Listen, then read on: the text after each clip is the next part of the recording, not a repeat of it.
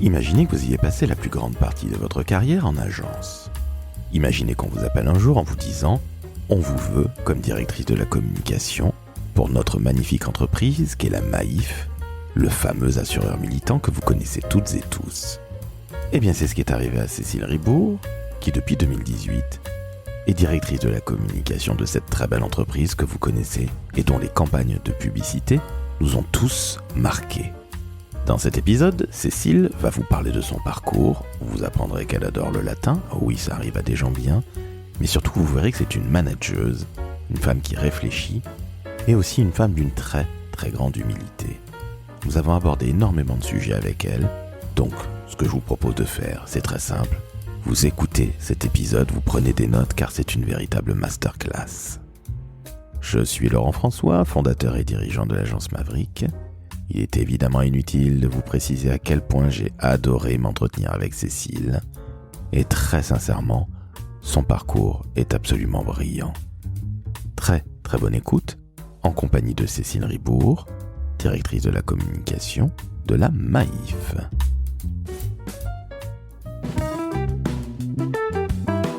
Le décodeur de la communication, un podcast de l'agence Maverick.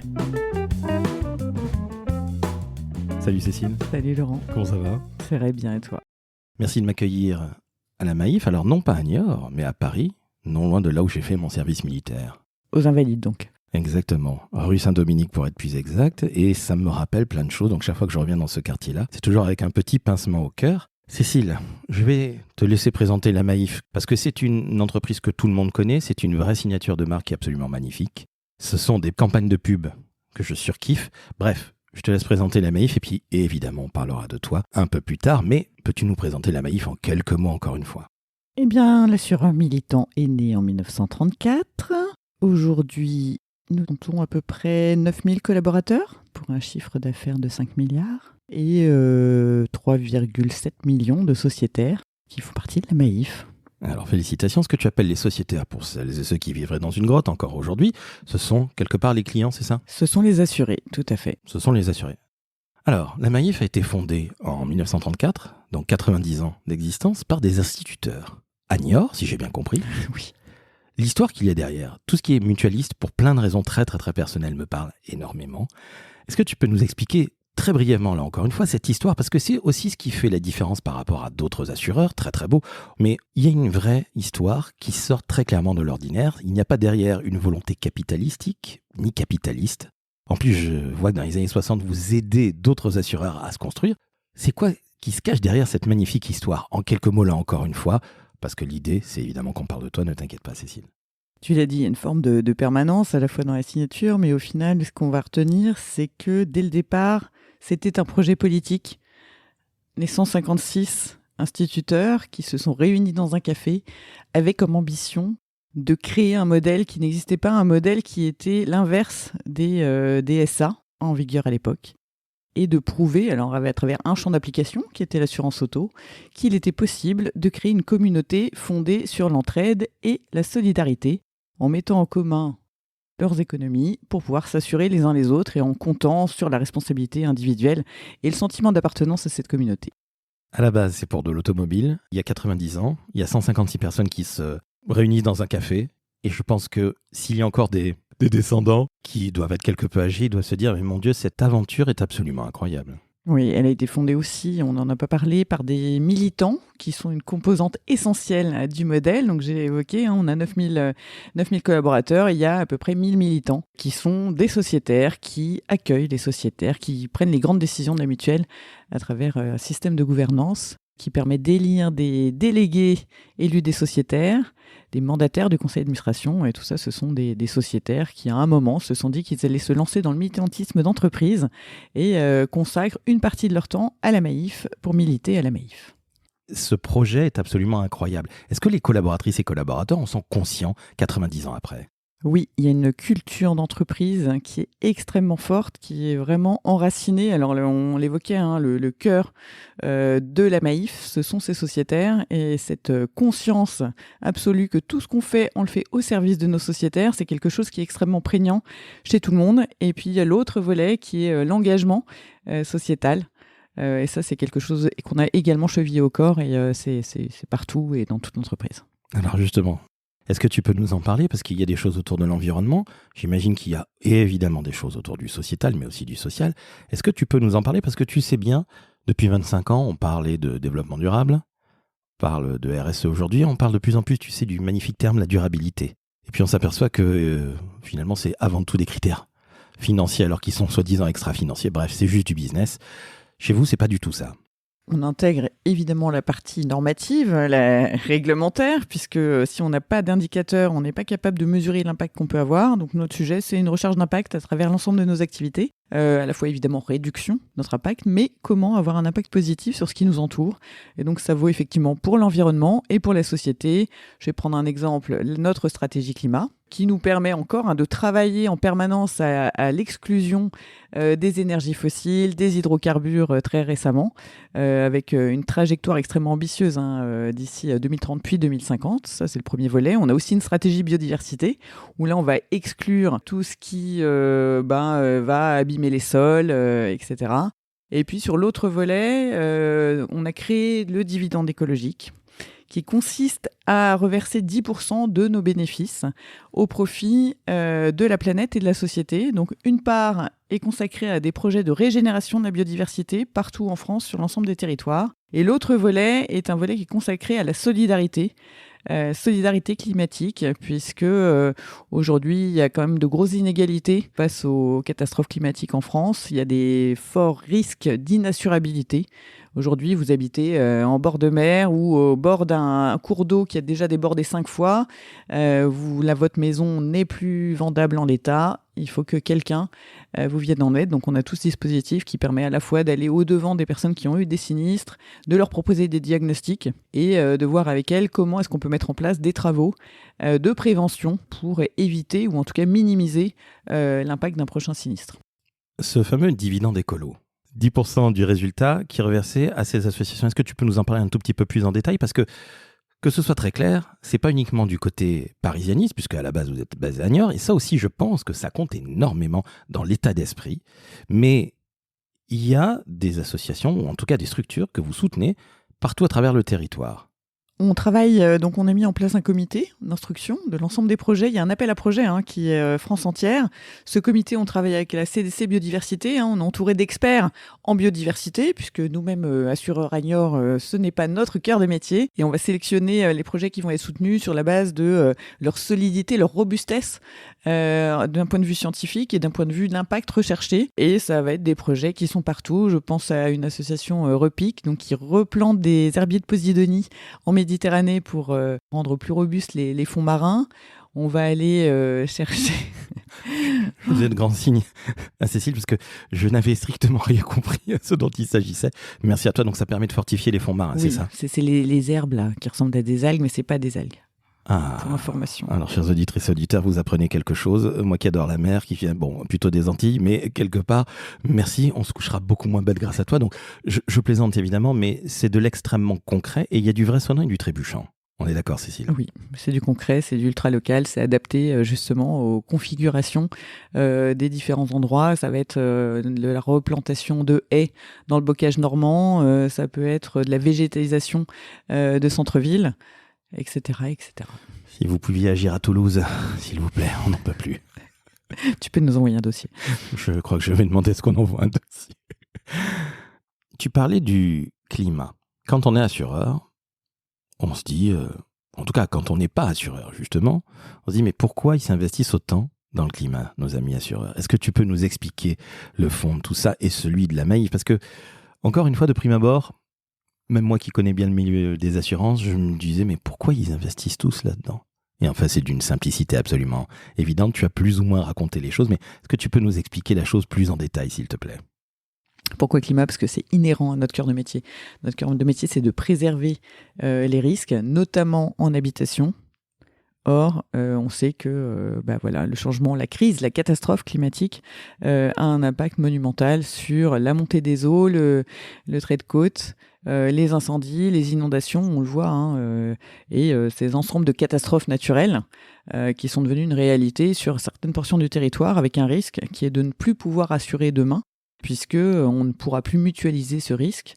Et il faut absolument qu'on mette en place des mécanismes. Donc nous, notre intérêt et notre conviction, c'est que oui, il faut agir pour avoir une couverture mutualisée, justement, mais nous, on souhaite aussi agir et pas rester inactif face à cette catastrophe climatique. Donc c'est pour ça qu'on prend les choses en main aussi en essayant d'aller chercher un impact positif, d'où cette question de régénération. Et on ne se contente pas uniquement d'atténuer le risque ou de, on va dire, sécuriser certaines zones. On a décidé d'investir justement au profit de la biodiversité, au profit du climat, en se disant qu'il en est de notre responsabilité pour nos assurés et puis pour les générations à venir. Encore une fois, c'est du concret. C'est pas simplement être à la mode. J'exagère à peine en disant ça. Hein. Mais c'est extrêmement concret et tu viens de nous le prouver. On le fait aussi, j'en ai pas parlé, mais avec une vision de très long terme. On a créé un fonds qui s'appelle Maille Forêt. Maille Forêt, l'objectif, c'est d'aller acquérir des forêts et d'opérer une gestion durable pour s'assurer que la forêt soit encore là dans quelques années et, si possible, dans très longtemps. Ça veut dire aussi, par exemple, on a des forêts en monoculture. Du coup, le fait d'en récupérer la gestion, ça va nous permettre d'introduire des nouvelles espèces, des variétés d'espèces qui ont été prouvées comme étant résilientes par rapport, alors si je prends le sud, à la chaleur, aux incendies. Et on sait que c'est la diversité des espèces à l'intérieur d'une forêt aussi qui la rend beaucoup plus résiliente. Donc on travaille là-dessus. Depuis 2020, donc 5 ans, la Maïf est entreprise à mission. Tu étais déjà DIRCOM, ça faisait à peu près 2 ans que tu étais DIRCOM. Tu arrives en 2018, si je dis pas de bêtises. C'est toi qui as travaillé sur ce dossier, pas toi particulièrement, mais en tout cas, j'imagine que tu as dû superviser un tel dossier. Oui, on a commencé en fait en 2018, puisque avant de devenir société à mission, il y a eu tout le travail qui nous a pris beaucoup de temps sur définir notre raison d'être. Une société à mission, on a une raison d'être et puis on a des objectifs et on inscrit tout ça, on change nos statuts pour intégrer à la fois la raison d'être et les objectifs. Donc on a travaillé pendant 2 ans sur notre raison d'être. Et de manière assez naturelle, quand la loi Pacte est arrivée, on s'est engagé pour devenir société à mission. Je vais te poser une question toute bête. Comment on fait ? Ça doit être un travail colossal. Parce que ça paraît toute bête, oui, notre raison d'être. Et puis tu sais, souvent c'est résumé par des espèces de crétins de cabinet qui servent strictement à rien, qui vont te prendre une tagline à 2 balles pour faire 30 mots en disant notre raison d'être, c'est ça. Non, ça va quand même beaucoup plus loin que ça. Ouais, c'est un vrai travail d'introspection. On est revenu, on en parlait tout à l'heure, de 1934, on est revenu aux origines, au texte fondateur de la Maïf et avec un exercice de projection. Donc c'est un exercice de fond avec la direction générale, le conseil d'administration, pour arriver. Alors effectivement, on pourrait se dire à la fin, nous avons quelques lignes. Forcément, évidemment, mais tu sais, souvent, je t'interromps un instant volontairement, mais souvent tu as quelques lignes qui ont été pendues par les communicants qui sont en agence ou en interne. Ça n'a aucune espèce d'intérêt. C'est du pipeau à 2 balles. Et des gens ont fait des fortunes là-dessus. Tant mieux pour eux. J'espère qu'il n'en sera plus dans 2 ou 3 ans. Mais chez vous, ça me paraît vrai. Je tape fort en général sur ces trucs-là que j'estime à 2 balles. Mais chez vous, c'est vrai parce que finalement, l'historique montre que vous ne pouvez pas faire du chiquet. On travaille essentiellement sur ce qu'on fait. Donc, il y a eu un exercice qui a pris pas mal de temps. C'est à partir de la raison d'être qu'on avait imaginée avant de l'inscrire dans nos statuts.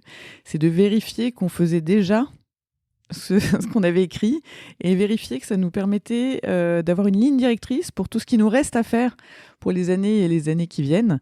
Et donc un exercice à la fois d'introspection, puisque dans nos objectifs statutaires, derrière, ça a sorti une feuille de route de mission avec des indicateurs et des objectifs annuels qu'on doit tenir. Donc il fallait quand même qu'on s'assure qu'on était en capacité de tenir nos engagements. Donc on a fait tout ce travail de, effectivement, qu'est-ce qu'on fait aujourd'hui qui correspond et vers où ça va nous emmener pour demain. Comment tu as fait très très concrètement ? Concrètement, on a vraiment, alors on n'a pas eu une démarche participative avec l'ensemble. On a un système de gouvernance qui est représentatif finalement de l'ensemble du corps social, et par corps social, je le pense élargi, qui inclut aussi les militants à travers le conseil d'administration, puisque nos administrateurs sont des sociétaires. Ils représentent la voix de nos sociétaires, donc on a fait tout ce travail avec eux et en collaboration aussi avec la direction générale, des membres des comités opérationnels et puis des groupes miroirs aussi internes. Et on y a passé beaucoup de temps. Combien d'années ? 1 an et demi, quasiment 2 ans ? 1 an et demi. 1 an et demi avec une particularité, c'est qu'à la Maïf, on aime les mots. Je pense que c'est fortement lié à notre passé, notre histoire et notre lien avec l'éducation nationale. Mais en tout cas, cet amour, cette passion du mot juste, elle est partagée au niveau de la gouvernance. Comment ça a été perçu, justement, par tes sociétaires, par tes militants? Les gens sont au courant, finalement, quand ils sont clients chez toi, pardonne-moi d'employer un terme très basique pour que tout le monde comprenne bien, mais ils sont conscients de ces choses-là. Est-ce qu'ils viennent chez vous pour cette raison-là, entre autres, pas uniquement le prix, bien évidemment? Ils sont conscients de tout ça? On fait en sorte que ce soit la première expérience qu'on puisse mener avec la Maïf, elle soit basée sur justement de l'écoute, de l'empathie et une qualité de la relation qui soit inégalée. En tout cas, on s'emploie à le faire. Je vais te donner un exemple. Nos conseillers n'ont pas de script. C'est-à-dire que notre raison d'être, c'est témoigner d'une attention sincère à l'autre. Et cette attention sincère, on va l'éprouver à travers une liberté. On dit à chacun de venir avec son humanité. En face, on a des personnes qui viennent de subir un sinistre, plus ou moins grave. Mais la première chose, c'est d'être à leur côté. C'est notre métier, et de faire preuve d'une empathie, parce que quand on est en rade au bord de la route, pour un exemple pas très grave, le fait d'avoir une voix amie et qui est prête à tout faire pour dépatouiller la situation extrêmement rapidement, c'est vraiment ça qu'on vient chercher. Ce métier des assurances est très mal connu par la plupart des Français, même si c'est une obligation, je le rappelle. C'est pas un magnifique métier quand on y réfléchit bien, parce que j'ai eu un oncle assureur et il me racontait que son grand kiff, c'était d'aider les gens qui étaient dans la mouise. C'était ça son kiff. Il a très bien gagné sa vie aussi. C'était un indépendant, un vrai indépendant, donc pas un agent général. Il avait monté sa boîte ex nihilo. C'est pas un kiff incroyable d'être DIRCOM d'une si belle maison qui est réellement militante. La preuve, on est l'assureur militant. Ça doit être un kiff total depuis 7 ans pour toi. Tout à fait, c'est pour ça que je suis venue. Et chaque année qui passe, ou en tout cas chaque nouveau projet, finalement ne fait que renforcer cette dimension d'être à la bonne place, parce qu'on a un capital de marque qui est incroyable. Quand on vient d'agence et qu'on est en charge de la marque Maïf, c'est extraordinaire, avec l'ensemble de ses codes, etc. Et puis, à titre personnel, il y a ce sujet de niveau d'engagement et de voir effectivement comment est-ce qu'on continue à être un assureur militant, alors à la fois pour nos sociétaires, mais aussi pour la société, en essayant de se réinventer au fur et à mesure, en fonction de l'évolution des crises, des changements, des bouleversements qui nous occupent. Oui, c'est un métier formidable. Et tes collaborateurs et collaboratrices sur le terrain, ils en sont conscients, j'imagine. Ils doivent être extrêmement fiers de porter les couleurs Maïf. Ils sont extrêmement fiers, ils sont extrêmement engagés. Alors, qui dit collaborateurs par engagés, j'entends vis-à-vis de l'entreprise, ils peuvent être aussi engagés à titre personnel. Il y en a énormément qui militent dans des associations, etc., etc. Qui dit très engagé, dit aussi extrêmement exigeant par rapport à ce que va faire la mutuelle. Alors ça, c'est intéressant. En termes de produits, en termes de communication également, c'est en quoi qu'ils sont exigeants ? En termes d'engagement. Évidemment, ils sont collaborateurs et ils sont sociétaires, mais c'est plus par rapport à des actions que va entreprendre l'entreprise. On va se dire, est-ce qu'on est au bon niveau ? Est-ce qu'il ne faudrait pas avoir plus d'ambition ? Et chacun a le droit de s'exprimer.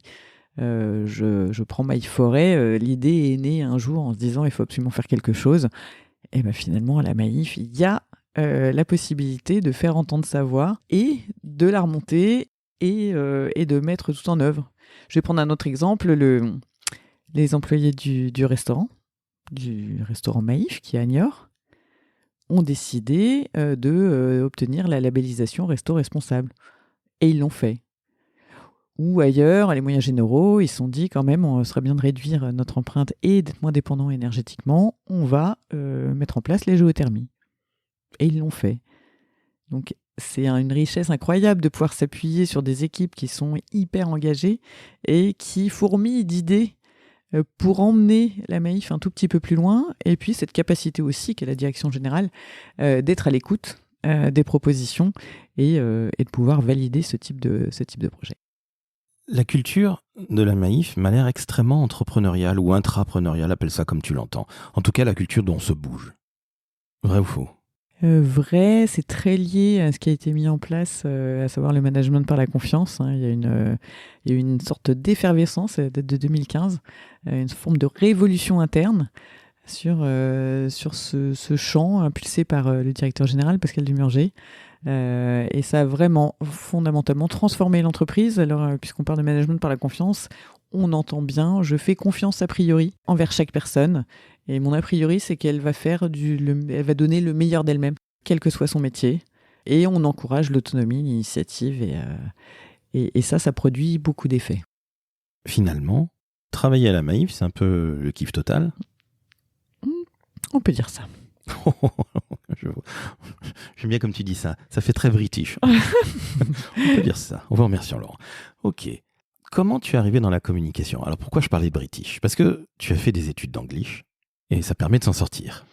Tout à fait. Alors c'est grâce à Erasmus que j'ai pu partir en Angleterre. Et donc je rends grâce à Erasmus. Voilà. Qu'est-ce que j'ai fait ? Oui, j'ai fait des études littéraires principalement et de l'anglais. N'ayant pas forcément une idée précise de ce que j'allais faire ensuite, j'aurais été bien embêtée avec Parcoursup, je pense, à l'époque. On ne parle pas. Initialement, tu voulais faire quoi ? Même si tu ne savais pas tout à fait, tu pensais être prof, peut-être ? Non, pas spécialement. Vraiment. Alors si, je me suis dit, tiens, si j'étais prof de latin, j'aurais adoré être prof de latin. Et puis finalement, je me suis dit, peut-être pas.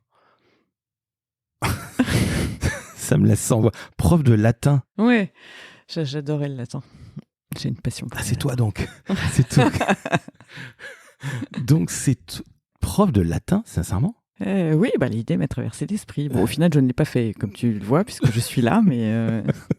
Et puis surtout, après, tu as fait de l'anglais. Ah non, j'ai fait les deux en parallèle. Le latin, j'ai fait du latin en Angleterre, pour te dire, j'ai poursuivi. En fait, j'ai fait une partie de ma maîtrise de lettres modernes, donc en Angleterre. Et l'Angleterre, c'est magique, on a le choix de prendre ce qu'on veut comme matière pour finir un cursus. Et du coup, j'ai pris latin. Et mythologie grecque et romaine, et poésie contemporaine. Enfin, voilà, c'était... Ok. Alors, autant sur la mythologie, je comprends parfaitement. La poésie, je comprends parfaitement. Alors, le latin, je t'avoue que vraiment, j'ai l'impression d'avoir une extraterrestre devant moi. Donc, j'en suis absolument ravi. Je vais te poser une question qui est vraiment toute bête. Qu'est-ce qu'il te reste de ces études dans ton job d'aujourd'hui et ton job dans la communication ? La rigueur, le sens des mots, le poids des mots ? Le sens des mots, dans tout, et dont leur poids, et leur musique. Il me reste ça, un esprit de synthèse, je pense. Voilà, qui aide pas mal, et la capacité à lire très vite. Ah, félicitations, bravo. Plus vite que ChatGPT, on m'a dit. Pas du tout. Mais en tout cas, ça va avec la partie synthèse. Non, mais et une vision, une approche qui est assez transversale des choses. Parce que je n'ai pas été formé à la communication en tant que telle.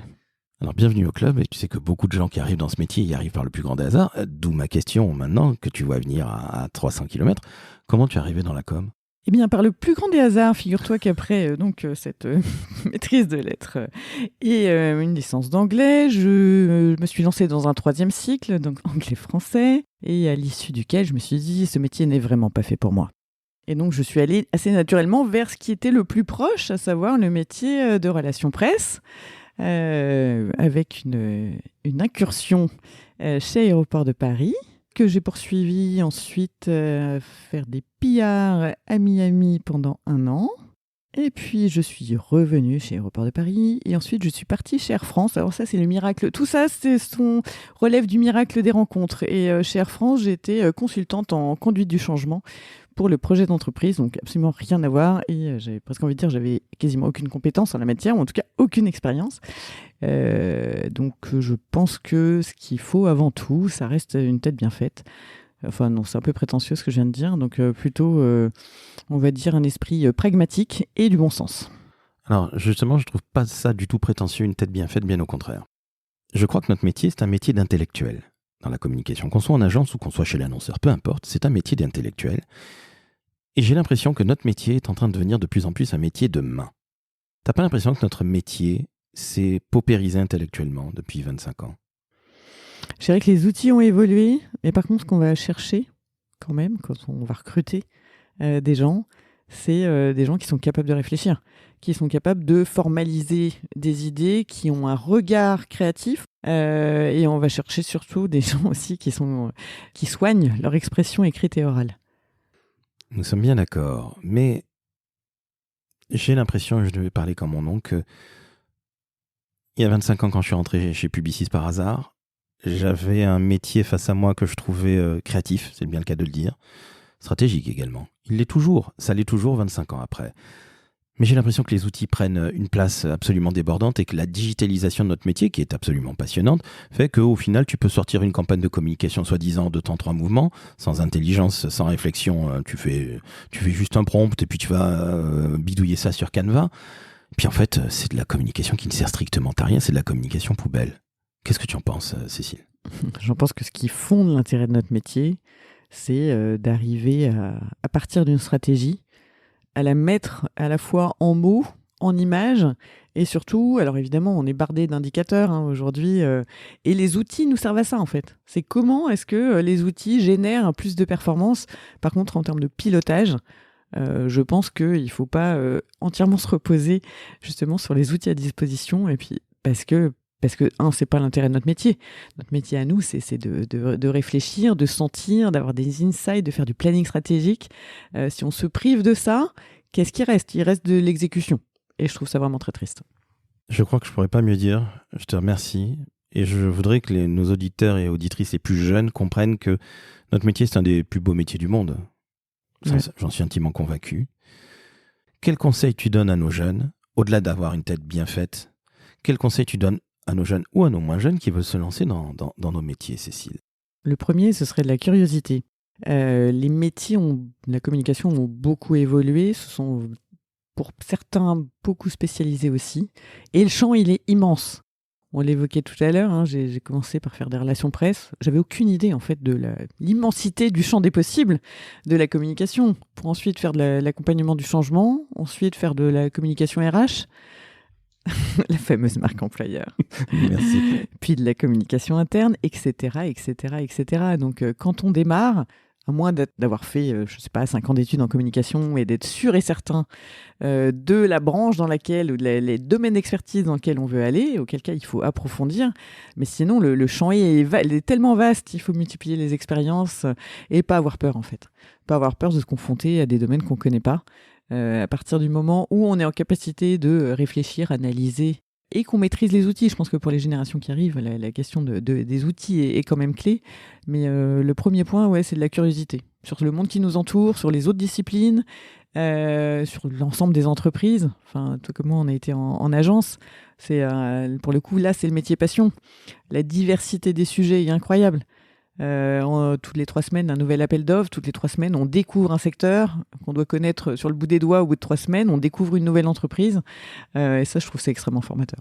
Et puis on a cette chance-là aussi. Alors là, je vais parler en agence. Je pense que c'est différent. J'ai jamais bossé chez l'annonceur, donc je n'ai que ce point de vue depuis un quart de siècle. Mais j'imagine que... Enfin, c'est pas j'imagine, c'est qu'on découvre plein de choses qu'on ne connaît pas. Et c'est ça que je trouve fantastique. Je connais strictement rien à l'industrie. J'ai fait un bac B. Je pense que tu sais encore ce que c'est qu'un bac B. Tout à fait. Voilà, félicitations. C'est comme le DESS. C'est ça. Ce sont des marqueurs de quoi ? De rien du tout. De rien du tout. Exactement. Ce sont des marqueurs de talent. Je ne sais pas si nos auditeurs vont nous comprendre, c'est le seul chose. Non, mais ils s'en remettront. mais encore une fois, cette curiosité intellectuelle, elle est absolument fondamentale pour réussir, qui plus est dans nos métiers, parce qu'on découvre des choses sensationnelles. Et moi qui ne connaissais rien à l'industrie, je surkiffe ce secteur, tout comme je ne connaissais pas il y a 15 ans le monde des assurances, et je suis extrêmement heureux de le comprendre et de savoir, par exemple, ce qu'est un actuaire. Ça, c'est juste pour montrer à quel point j'étale le peu de confiture que je connais en matière d'assurance. J'exagère à peine. Tu parlais de ne pas avoir peur. Il y a une chose que je revendique dans la vie, c'est qu'il faut être courageux. Et je pense très honnêtement que vous, les femmes, êtes beaucoup plus courageuses que nous, les hommes. Et je le pense très sincèrement. Aujourd'hui, un bon ou une bonne DIRCOM, c'est quoi ses qualités ? Au-delà d'être extrêmement courageux, parce que c'était une question extrêmement orientée, c'est quoi les qualités du DIRCOM selon toi ? Qu'est-ce qu'il faut avoir ? Au-delà de la curiosité, de l'écoute, de l'humilité, oui, très bien, de la créativité, de la stratégie, mais selon toi, c'est quoi pour être un bon DIRCOM aujourd'hui et demain ? Qu'est-ce qu'il faut avoir ? Il faut avoir de bonnes équipes. Oh, c'est beau. Et donc, il y a quand même un sujet dont on n'a pas trop parlé, c'est le management, en fait. À dire comme, oui, c'est un chef d'orchestre, on a l'habitude de le dire, mais il orchestre quoi? C'est pas le dire comme qui fait tout. Il orchestre principalement des personnes. Alors justement, je rebondis. Combien y a-t-il de personnes à la com, Anna Maïf? Il y a 130 personnes qui sont rattachées à la direction de la communication. Nom de Dieu, 130 personnes. Tout à fait. Tu te rends compte, toi et moi qui... Alors moi, je travaille toujours en agence, mais toi, tu travailles en agence. On va parler de ça un petit peu plus tard, mais tu imagines que c'était le double de l'agence où tu bossais? J'en ai bien conscience, oui. 130 personnes, c'est une très belle PME. Mm. Il y a du management, et évidemment, en te remerciant, 130 personnes. Je vais te poser la question la plus bête qui soit. Comment fais-tu un aussi gros département communication? Je pense que tu dois pas être loin du plus gros département communication de France. Alors, il y a ça correspond à deux choix. Le premier choix, c'est d'intégrer toutes les disciplines. Donc, sur les 130, on a un très gros studio de création qui correspond à une agence à laquelle on pourrait faire appel si on était en externe, qui rassemble toutes les disciplines, que ce soit du motion design, du print, vidéo, y compris logistique événementielle, montage. Donc ça, c'est une grosse partie des troupes. Et il y a, alors qui est rattaché à la direction de la communication, et je ne sais pas si tu connais le Maïf Social Club, qui est un lieu hybride qui est dans le Marais, rue de Turenne, qui est à la fois un lieu d'accueil de tous les publics autour d'une vraie programmation culturelle. En ce moment, l'exposition, c'est Chaosmos. Alors, j'étais en train de réfléchir pendant que tu me parlais. Je suis désolé, je t'interromps. Ma compagne habite dans le Marais, et justement, je dis, mais le Maïf Social Club, on est passé devant. Et quand tu me parles de Chaosmos, on est passé devant, donc on va y passer une tête. Eh bien, je t'invite à y rentrer. Il y a également une bibliothèque, une boulangerie, un espace de coworking et surtout énormément de conférences et de programmation. C'est ouvert tous les jours, sauf le dimanche. Eh bien, c'est une très bonne chose. Alors, 130 personnes, ça va vraiment dans tous les métiers de la com. Tous les métiers. Avec une spécificité qui tient au mutualisme.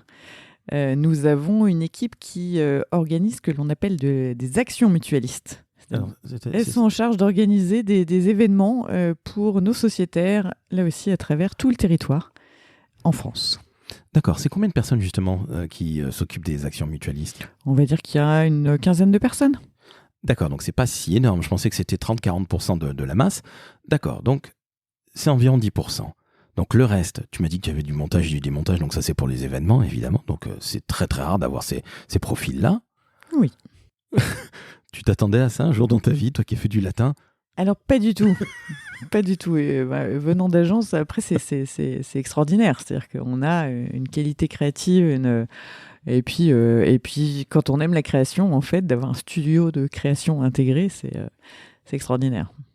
Alors justement, c'est la question que je me pose depuis 15 ans. C'est une grosse tendance depuis une quinzaine d'années.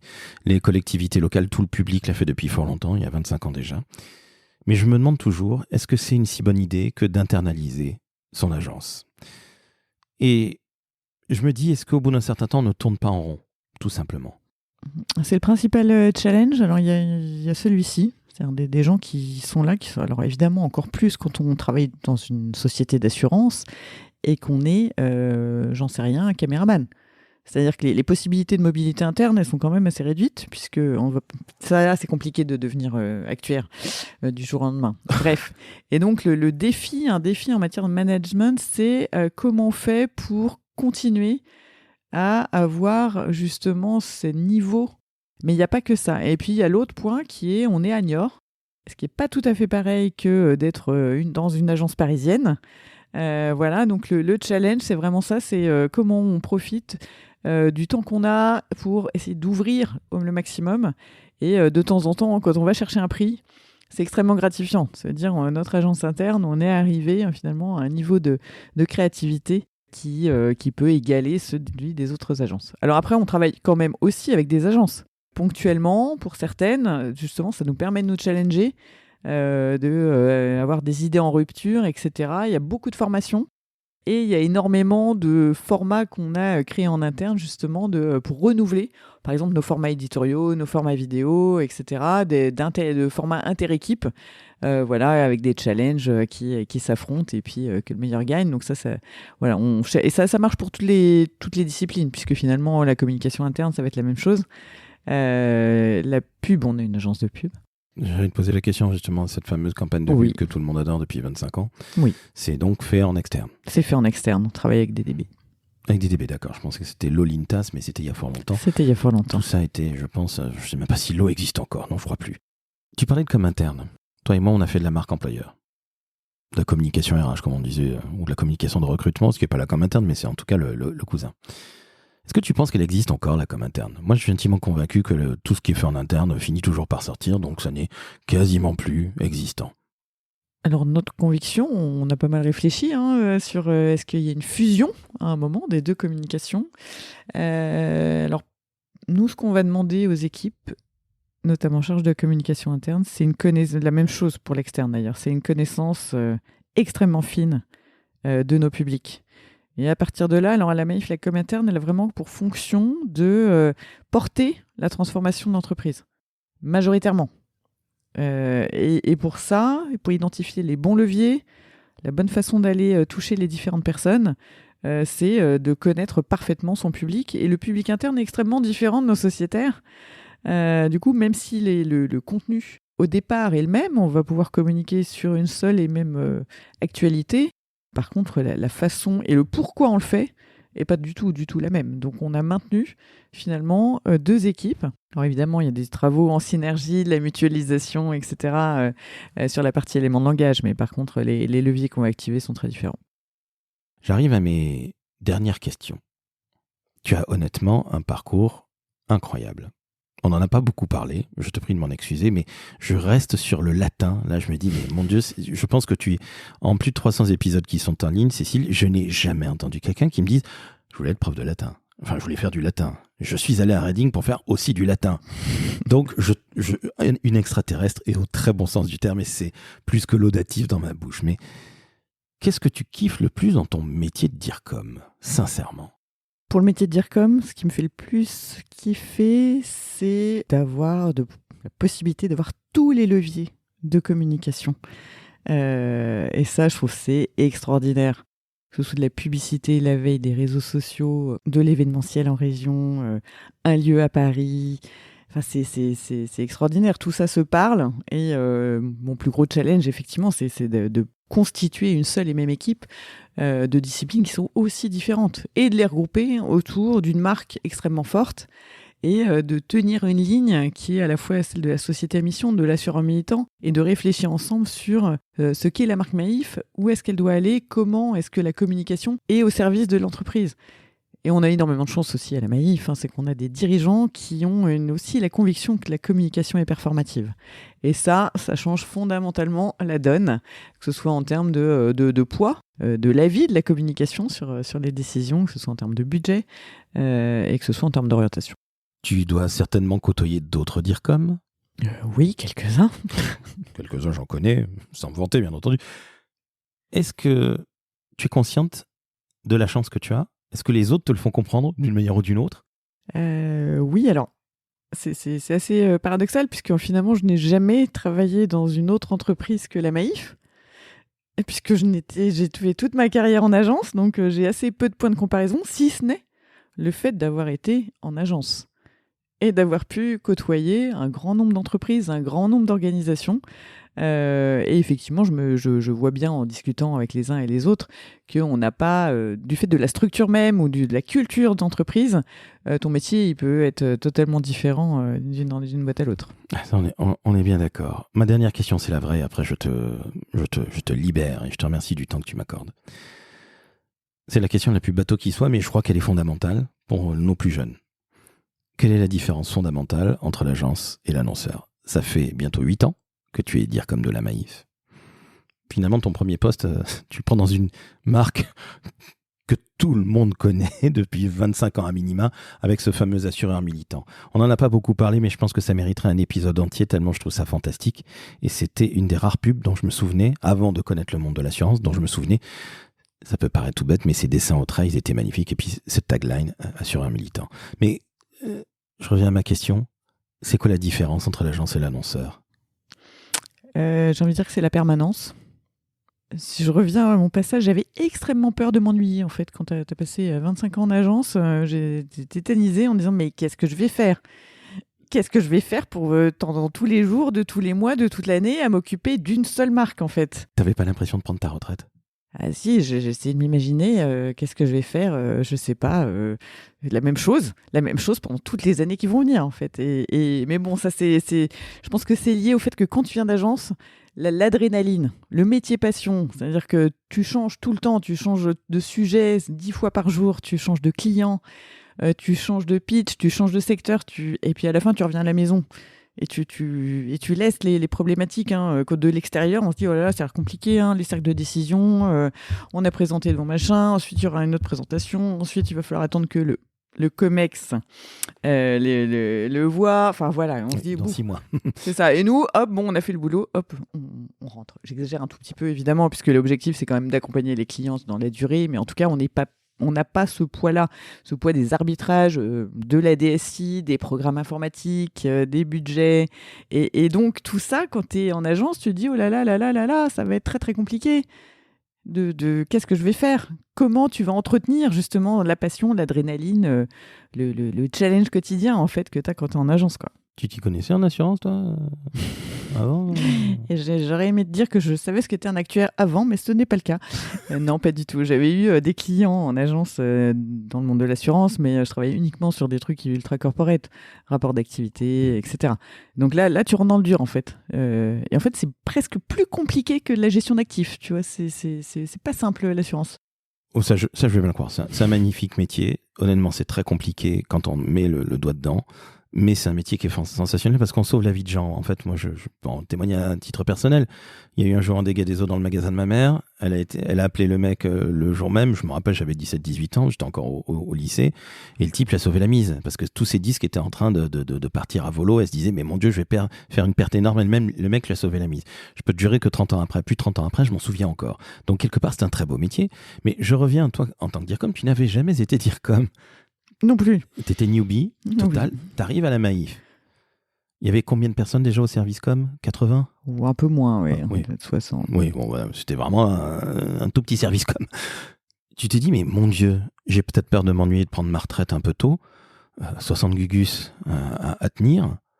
Qu'est-ce qui a fait que tu es passé de l'autre côté, sincèrement? J'avais peur, j'avais très peur. Oui, je veux bien croire. Le défi, il a envie de faire autre chose, en fait, de se challenger soi-même et de se dire, tiens, je vais tenter un truc que j'ai jamais fait avant. Et quand même, je sais pourquoi je sais pas si j'aurais franchi le pas pour une autre entreprise, ou en tout cas le sujet, je suis venue parce que c'était la Maïf, en fait. Tu t'es aligné avec les valeurs. Oui, il y avait un sujet d'alignement personnel avec le modèle managérial, la vision du directeur général, l'assureur militant et c'est toutes les convictions qui sont portées par la marque. Et ça, vraiment, et je pense que c'est un autre conseil, justement, pour des étudiants, c'est d'être aligné avec soi-même, en fait, et pouvoir être soi-même. Parce que moi, je savais bien que j'étais le challenger aussi dans les candidats.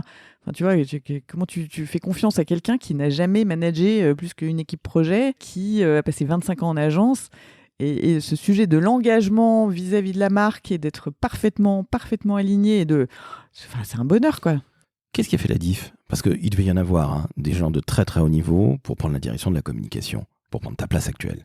Selon toi, c'est quoi qui a fait la diff? On t'a certainement fait un feedback à un moment ou à un autre.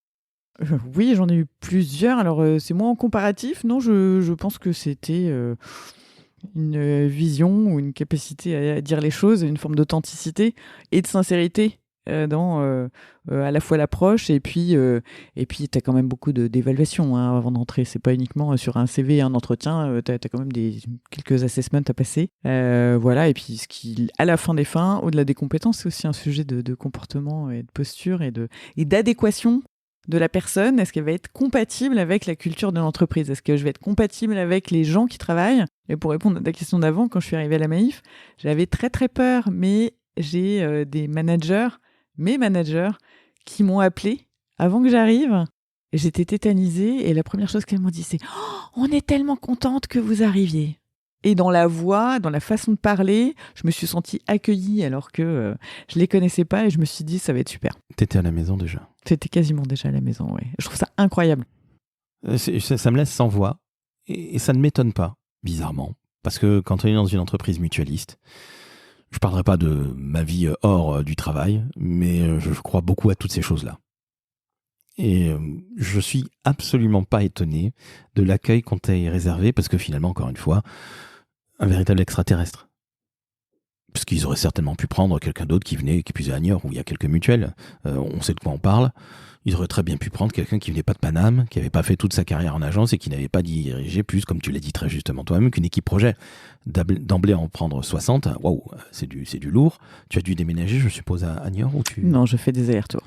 Voilà, félicitations. Alors combien de temps faut-il entre Paris et Niort? 2 heures. C'est plus rapide que Toulouse. Bref. Parce que Niort, c'est la 4e place financière française. Eh bien, tu vois, je me coucherais beaucoup moins bête, et nos auditrices et auditeurs aussi, je ne le savais absolument pas.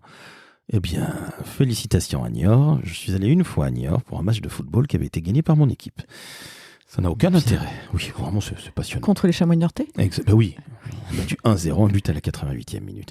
Pardonnez-moi, ami niortais. Donc, tu n'as pas déménagé ? Non. Toi qui es parisienne, cette vie de province, c'est quand même un kiff absolu. J'imagine que lorsque tu vas au siège à Niort, tu dois te dire, oui, en fait, ils se calment un peu, ils ont plus les pieds sur terre. Ça n'empêche pas d'avoir la tête dans les nuages, hein, attention. Hein. Mais je trouve ça fantastique quand tu reviens en province. Moi, j'en suis originaire. Tu t'aperçois que tout le superflu pénible de Paris, en fait, ne sert à rien. Quasiment. Non ? Écoute, j'adore aller à Niort. Oui. C'est là que sont toutes les équipes. T'as le siège, t'as cette forme tu croises énormément de monde et toujours cette forme de bienveillance entre les personnes. J'adore. Mais j'adore parce qu'il y a tous ces gens. Après, quand j'y suis, je travaille, mais en même temps, je fais la même chose à Paris. Donc, Eh bien, voilà, c'est ma vie qui était hyper intéressante. Là, ça, on pourra le couper. Non, non. En somme, c'est pas Knorr, j'adore, mais Niort, j'adore. C'est ça. Mais écoute, je te remercie, Cécile, c'était absolument passionnant. Vraiment, encore une fois, un parcours incroyable. En plus, tu es allée à Reading, le latin, bon, j'en reviens pas. Tu es sorti de la marque employeur et tu es en pleine forme, donc je suis ravi, parce on y a survécu, et je dis bravo. Tu as gardé ce kiff pour la com interne ? Oui, toujours. Toujours ? D'accord. Oui, j'ai toujours une affinité particulière avec la communication interne. Ah, je peux te comprendre, je considère qu'elle est morte, mais malgré tout, elle renaît, et elle est d'autant plus intéressante qu'elle n'est Dans plus... la dimension accompagnement du changement Ah ben oui. et transformation des organisations. Ah ben tiens, forcément, parce que ce que tu as fait par le plus grand des hasards, il y a quelques années, il y a 2-3 ans. C'est ça. Voilà. Je te remercie, c'était absolument passionnant. Tu reviens quand tu veux dans le décodeur. Merci à toi. Je t'en prie, et chères auditrices, chers auditeurs, c'est très simple. 5 étoiles Apple, 5 étoiles Spotify. On s'abonne au décodeur de la com pour justement écouter des femmes formidables comme Cécile. Est-ce que tu peux nous dire 2-3 mots en latin, s'il te plaît, Cécile ? Oui, c'est dur. Oh non. Mais non, je plaisante, évidemment. Mais non, c'était juste pour t'embêter. Comprenez bien, je charrie Cécile sur le latin, mais encore une fois, les mots ont un sens. Nous sommes une langue latine. Tiens, c'est étonnant. Donc quand on a fait du latin comme moi, j'ai absolument détesté les 3 ou 4 années que j'ai fait de latin. Par contre, bizarrement, ça m'a appris à être nettement meilleur à l'écrit. Ah, la communication, ce sont des mots, ce sont des idées, ce sont des stratégies, et qui sont bien expliquées, qui sont claires, nettes et précises, avec des beaux mots. Et bien le latin, ça sert aussi à ça dans notre métier. Merci à toi, Cécile. Merci Laurent. Ciao, ciao.